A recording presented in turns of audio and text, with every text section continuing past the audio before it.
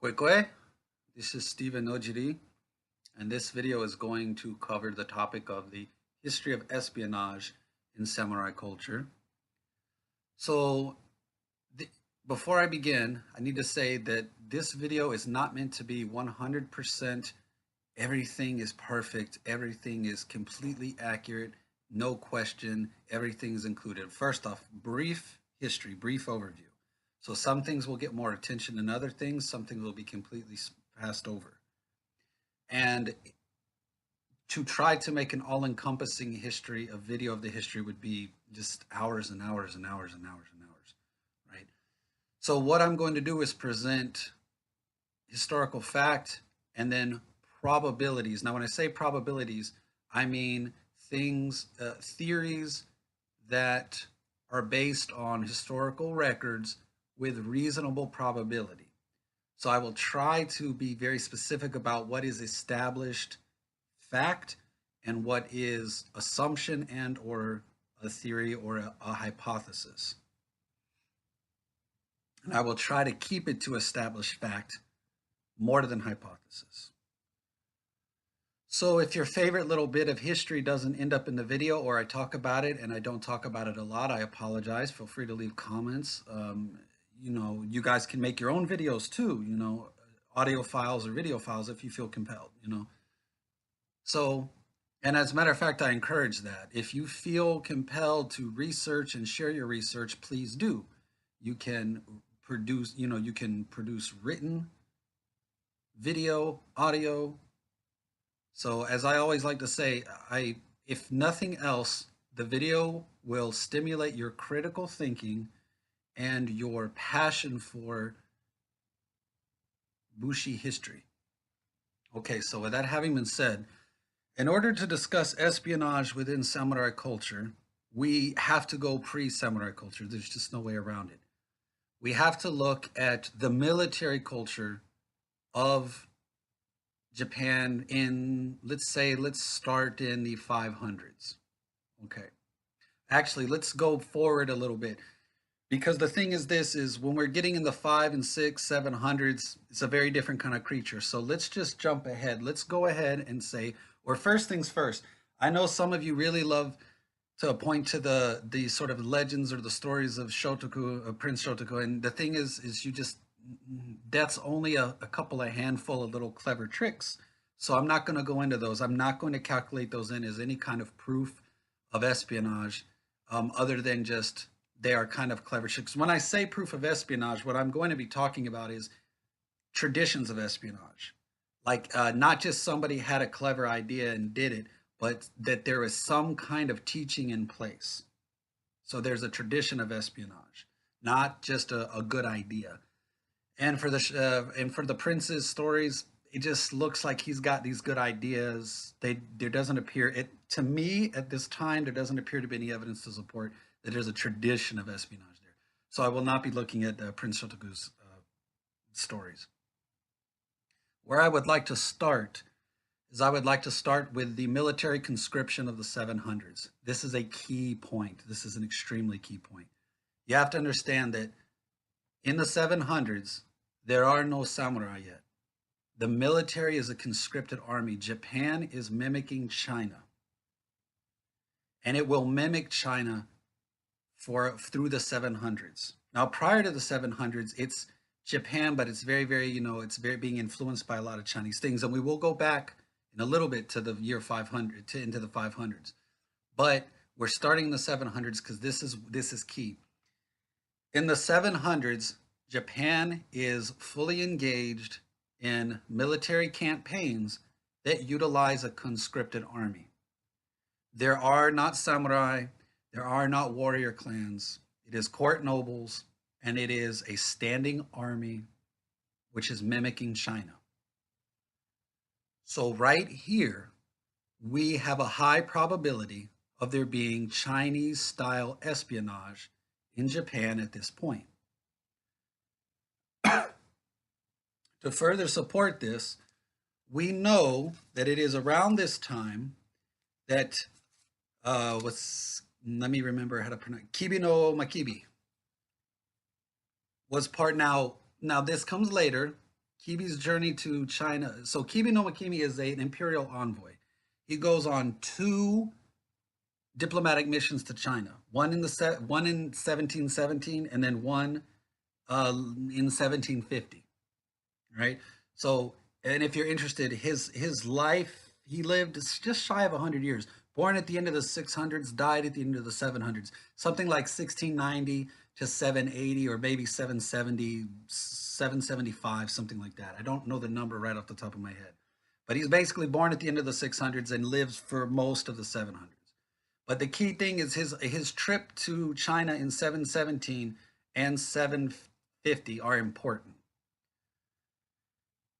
Officially, Kibi no Makibi is the trips that he's on are the trips that bring the Chinese war manuals to Japan. Now that is the official word. We don't really see any evidence of the Chinese of, for example, Sun Tzu, or I will say Sun Tzu, I will say Sun Shi. Those will interchange for this video. I'll either say Sun Tzu or I'll say Sun Shi. I might say Six Secret Teachings. I might say Daigong, whatever, you know. So you, the listener, need to sort of keep track of what I'm talking about in that regards. So I will try. I will try to remain clear. So the Art of War, the Six Secret Teachings, and the other Chinese war classics come over at this time. Specifically, the Art of War, the Sun Tzu, the Sun Shi. It's also important to note that at this time, there is a monk named Genbo, and he was part of the 717 expedition. He actually has a lot of, what is it, like esoteric Buddhism, specifically esoteric Dharma related to Yogacara. Now, if you don't really care about Buddhism or don't know Buddhist history, that doesn't mean much to you. But for those listening who know Buddhist history, it is Genbo in 1717, that expedition. He is the one that really brings esoteric Dharma related to Yogacara into Japan. Now, the thing with Kibi is that the documentation is vague as to exactly which text he brings. We know that he brings some Chinese war manuals, and it is pretty certain that he brings the Sun Shi. But and the reason it's certain is there's a text called the Shoku Nihongi. And in the Shoku Nihongi, it clearly cites that Kibi no Makibi is propagating the Sun Shi in 760. So in 760, the Shoku Nihongi clocks Kibi as propagating the Sun Shi in 760. This puts in 760, when Japan's military tradition is a conscripted army that puts formal Chinese manuals being used to train and operate the soldiers of the conscripted army. Remember, there are no samurai at this time. This is pre-samurai. So the Chinese manuals, specifically, definitely the Sun Shi, have made their way into Japan, and they're being propagated among the rank and file conscripted military. This means, it's also important to note, for those of you who are real big into the history of the Art of War, the Sun Shi that Kibi is propagating is the 13-volume copy of the Art of War. So for some people that doesn't make any sense, but for those who know the history and the stuff surrounding the Art of War, this is the 13-volume Art of War. This will also come up again later. So clock that. If you pay attention to the history of the Art of War itself, know that Kibi is teaching the 13-volume Art of War. But before we go on, let me go back and let me reiterate that Chinese and Buddhist things are coming into Japan back in the 500s. And the reason I'm saying this is it appears that we have a quote from Emperor Keitai, right? In 525 AD, the emperor says he's giving sort of a speech to his generals. And the quote says that warfare is a critical point. It is the life and death of the state or the country. Now, anybody that knows the Art of War knows that is the opening line to the Art of War. Study of warfare is vital. It is the life and death of the state, etc., etc. So because in 525 the emperor quotes that line, it doesn't prove that the Sonshi actually was in Japan already by the 500s, but it would at least show a high probability that at least some of the Chinese war teachings may be there in 525 AD. So potentially we have at least parts of the Chinese war teachings in Japan in the early 500s. And then by 760 we've clocked definitely Kibi is teaching it. Now what's uncertain is if Kibi brought it over during the 1717 expedition or the 1750 expedition. He brought manuals from both, and it's uncertain as to which one the Sonshi came through, but it is presumed that it came in the 1750 because in the 1717 expedition he was an assistant, but in the I said 70, sorry, in the 717 expedition, so 717 expedition, Kibi was an assistant.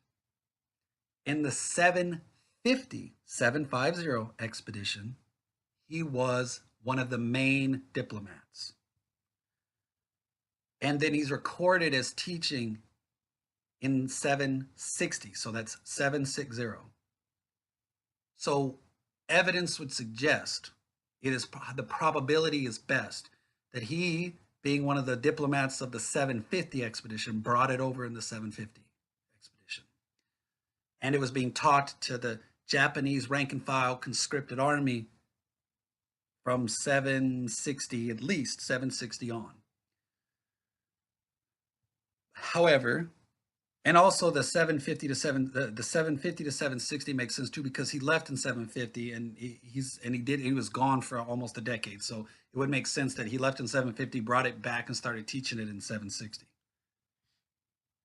However, like I said, we have some evidence that some pieces or part or aspect may have already been in Japan as early as the 500s because the emperor in 525 pretty much quotes the opening lines of The Art of War to his generals and ministers. So, and also if you are familiar with the spread of Buddhism into Japan in the 500s, and also, for example, I'm going at some point I'll make a video about Hachiman and Hachiman Daibo Satsu and the reality of that versus the sort of post-Meiji post-Meiji sort of explanation. When you look into actual history, you see that the rise of the Hachiman religious tradition is really not the way that people believe it is in modern time. The history is very, very different. But anyway, point of the matter being, that's a different video. So possibly in the 500s, some measure is there, but by 760, we know for a fact it's clocked in. And the records show that multiple Chinese war manuals are brought over, but specifically the Sonshi being like the crown jewel is discussed and quoted and pinged, clocked. So what does this mean? This means that these Chinese war manuals are being taught to the conscripted army, which means that the 13 chapters of the Sonshi are being taught in Japan in the 700s, which means that Chinese spycraft, Chinese tradecraft is being taught to somebody in the late 700s. We go into the 800s. Now we have a problem though. In the 800s, the Chinese style conscripted army falls apart. Japan loses its rank and file army, and everything falls upon basically private security. Gentry leveled members of society are given the task of handling the security of the country. This is where you find the beginning of the samurai. This is where the samurai begin. So Japan has just come out of a couple hundred years of Chinese and Korean and Buddhist influence, the building of a country. The We won't even get into the history of the Yamato kingdom spreading and all of that stuff, chasing out the Emishi, all of these things, etc. We're not really even going to go into that so much.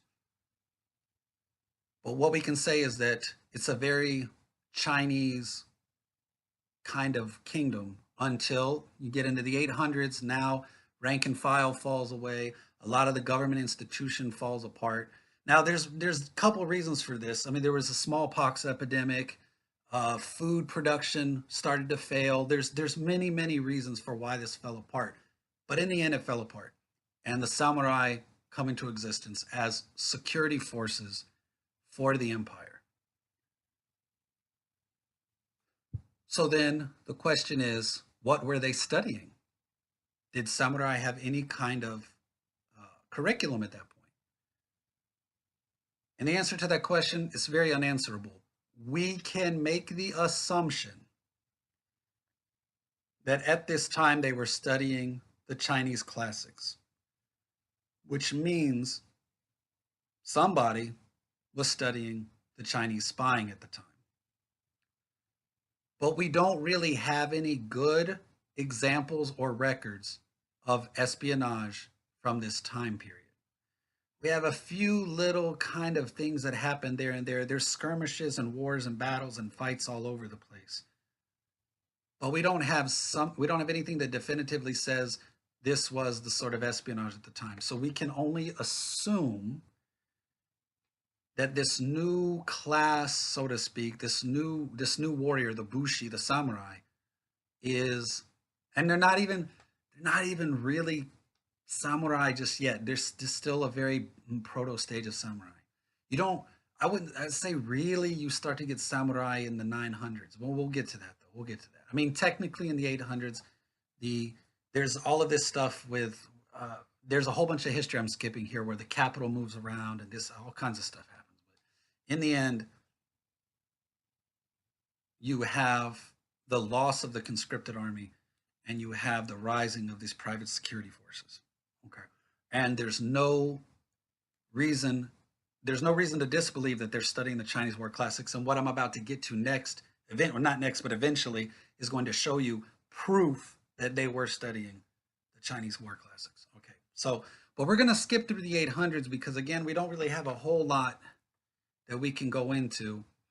Someone could say, but all the wars, the wars, the wars. Yeah, like for example, the Jinshin War, for example, there were guerrilla attacks. There was some deception used. So you might argue that maybe somebody was using espionage, but it wasn't full blown. Again, we're looking at the potential espionage, but nothing that's super that we can clock in. Again, it's the difference between, well, how do I say this? Okay, you can say that there's a tradition. All right, let me reword that. There's a tradition of there's a tradition of people using techniques from the Chinese war manuals, but they're not a specific system or way of doing it other than it's coming from the Chinese war manuals that I have seen or found or clocked or been told about by other researchers, anthropologists, historians, linguists. There doesn't appear to be anything other than them using the Chinese classics. So you can say that the tradition of espionage at this point is the Chinese tradition. And this will also make more sense when I get to another point further. All right, so we're going to skip to the 900s. The reason we're skipping to the 900s is this is when we start to see. So we had a very Chinese 700s. We had a very disruptive and upheaval during the 800s. Again, there was epidemics, there was a food shortage, there was all of these problems that this private security force called the samurai had to sort of manifest within the country, et cetera, et cetera, et cetera. So now we're in the 900s. Now there are definitely samurai. The samurai are definitely the warriors, et cetera, et cetera. So here we are now. In the gap from 7 to 900, we presume, with good evidence, it is a safe assumption that they have been studying, to some extent, the Chinese war manuals. We start to get people like Fujiwara Hidesato and Fujiwara Toshihito and Genji Yorimitsu. Now, the reason that these guys are important is because later writings say that Fujiwara Hidesato and Fujiwara Toshihito, you know, there's some evidence, loose evidence. It's not great. It's there. It's kind of scattered, but here and there, you find evidence of them perhaps using espionage to some extent. Genji Yorimitsu, same thing. Genji Yorimitsu allegedly, according to certain traditions, according to certain accounts, used hijitsu, secret techniques, secret arts, secret things, espionage essentially. In my book Sacred Conspiracy, I recount that one story. Now, I'm not saying that story is true. I'm saying that's just the sort of the hand me down story. But that story believes, that story says that Genji Yorimitsu had a kind of espionage tradition. But that story says that he got that tradition through a god or through Hachiman. So again, it's a mythological story. Take it as you will.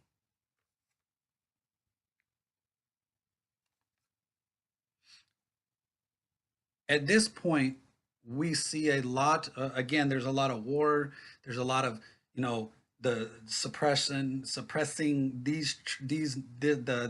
war in the north and all of these kind of things. So we're not going to focus on this a whole lot because again, we have warriors and we have little bits of like that might be espionage, that might be espionage, that might be espionage. But as of yet, I am unaware of any document or evidence to be like this is definitely a tradition of espionage here or there. So again, we have samurai who are more than likely studying some amount of Chinese war manuals, and from that have some, if they're using espionage, it would be the Chinese espionage. Then we get now. This is where things become very interesting. Okay, we get into basically. I'm going to focus right now on Genji Yoshi, Minamoto Yoshie, whether you want to say Minamoto or Genji. Genji Yoshie. Birth dates 1039 to 1106. All right. Nickname Hachiman Taro. This is where things clock in. Genji Yoshie has an actual tradition of gunpo. And this is not a theory or my idea. This is clocked by historians that have nothing to do with me. So this is not my theory. Genji Yoshie is absolutely clocked in with a gunpo tradition. And the gunpo tradition that he's clocked into is from the house of Oe. Genji Yoshie studied under Oe Masahusa. Okay? So you may want to get a pen and write this down, guys, because this is where it's gonna this is where it's gonna get a little complicated. We're gonna start jumping back and forth. The Oe family have a long history with with being court ministers, things like that. One of the things that they had access to, one of the things that they specialized with, is records, and they are recorded as having access to the imperial archives and whatever that involved the Chinese war manuals. The Oe family, the House of Oe, is clocked by historians as having their own gunpo tradition, and they're clocked as teaching Genji Yoshie their tradition. This is not alternative history. This is not Stephen Ojiri's idea. This is historians have clocked this over and over again. This is uncontested. The House of Oe with a gunpo tradition teaching Genji Yoshie. Now you may say, "Oh, okay, well they're teaching them. That's abstract." It's not abstract because they actually have a manual, a text. I have the text. I have read the text. It is complicated, and the original text is it's 53 verses, and the verses are very short. It's very similar, if you would, to the Tao Te Ching. You get a short verse and there's 53 of them. But what is mind blowing is the commentary, these sort of the commentaries or the supplemental texts that go to the Oe family's Gunpo manual. This is where it is critically important. So I'm going to try to explain this concisely. That text basically runs counter to the Chinese war manuals. Volume 13 of that text actually says, it's the quote, the line says that the 13 volumes of the Son Shi will make you a coward. So on one hand, it confirms 13 volumes. So this is what I was saying earlier. This text in the early thousands, like, but so the if Genji Yoshi is born in 1039, he's studying when he's about 20, so 1050. So this text is being taught to him around 1050. It probably taught to him a little earlier, but let's just say 1050. I don't have the actual date. So Genji Yoshi is learning this text in say 1050. Okay, so in 1050, it confirms that the copy brought by Kibi in 760 is 13 volumes. So the Shokudi Hongi says 13 volumes, and the House of Oe says 13 volumes. So that pretty much clocks in. That's what I'm trying to say. That clocks in that the Son Shi that is training warriors in Japan is the 13 volume version. Okay, so now that's settled. But like I said, chapter 13 of this Gunpo says that the 13 volumes of the Son Shi will make you a coward, or will teach you how to be a coward, so to speak.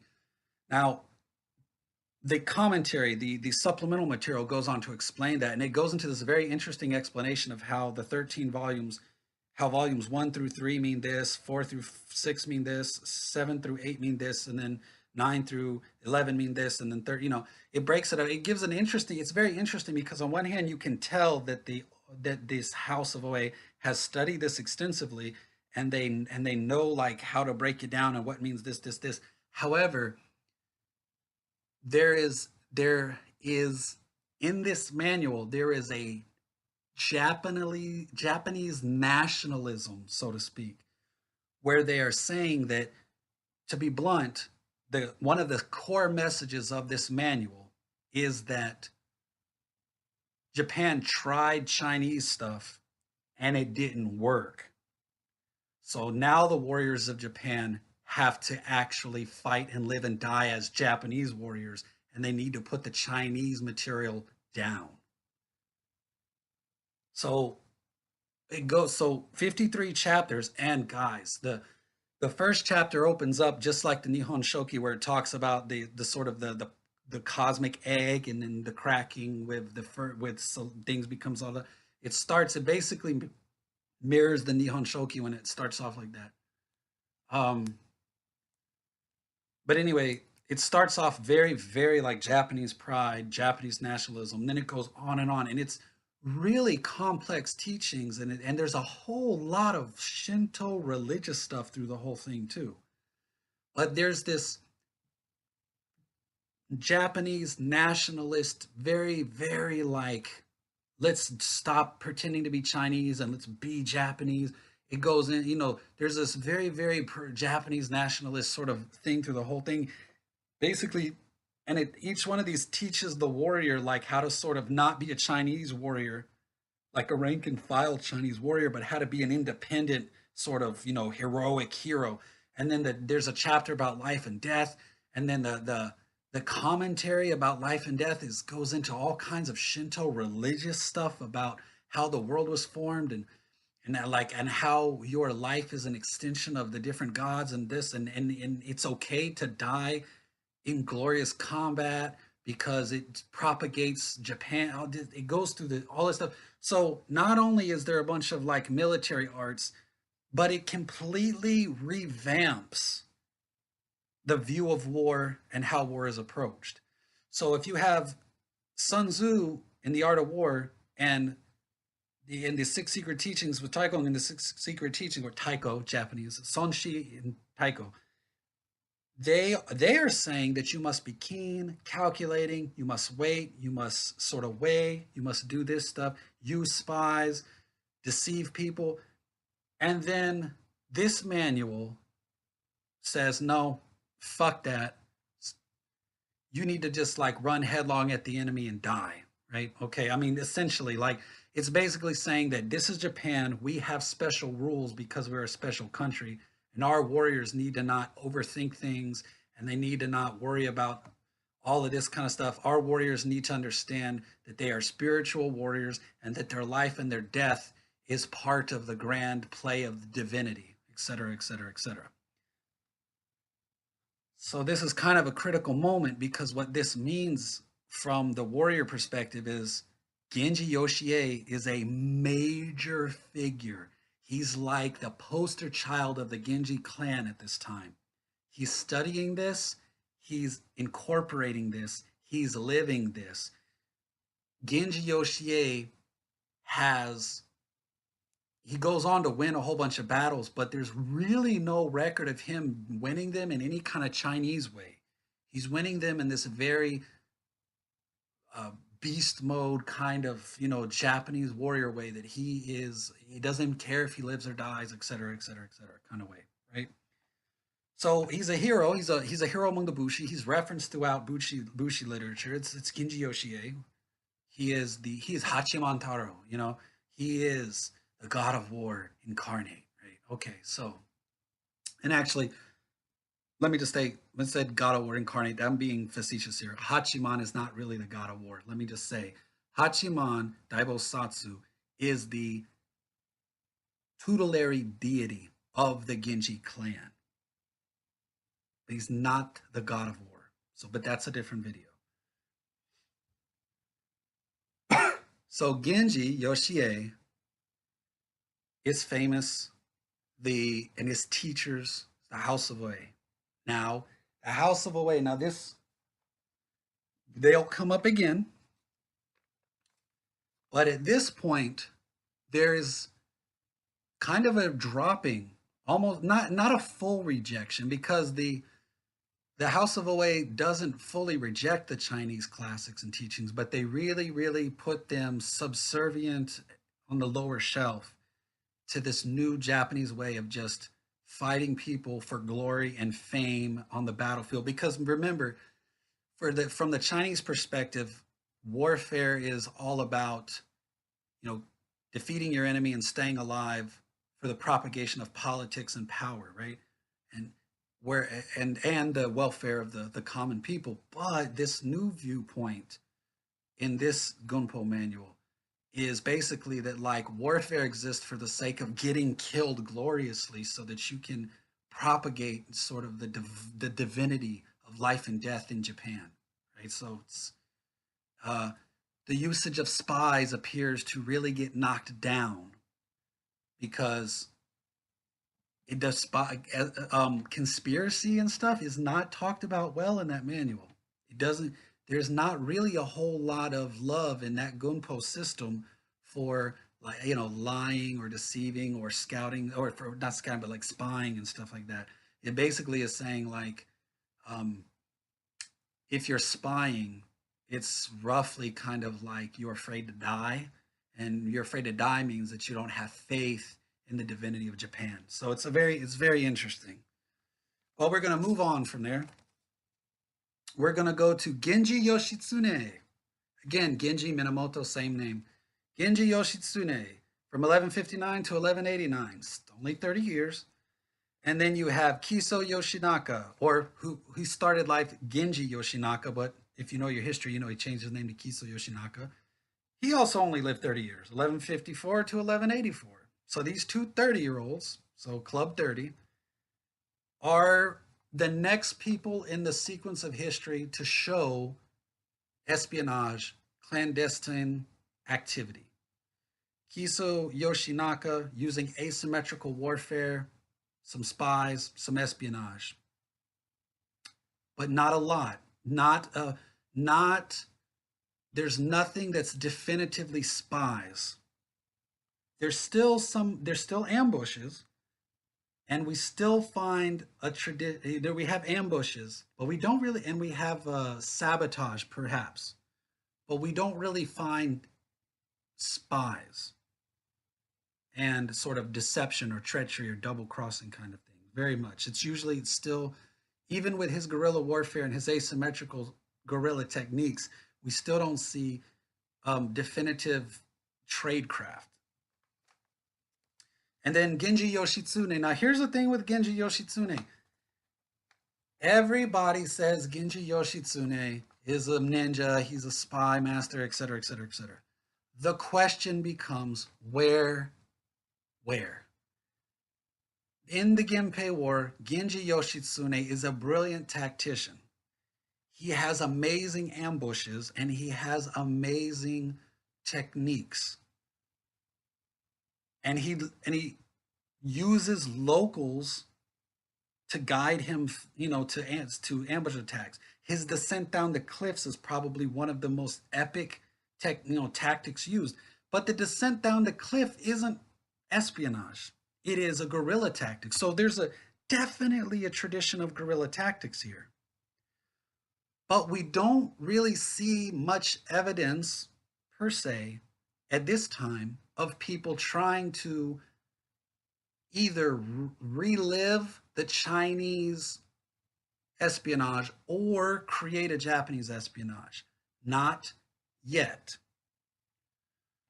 So what I'm going to do now is, and of course I could go into more and more. I'm not saying that there's not guerrilla tactics, but what I'm trying to say is like true espionage, tradecraft.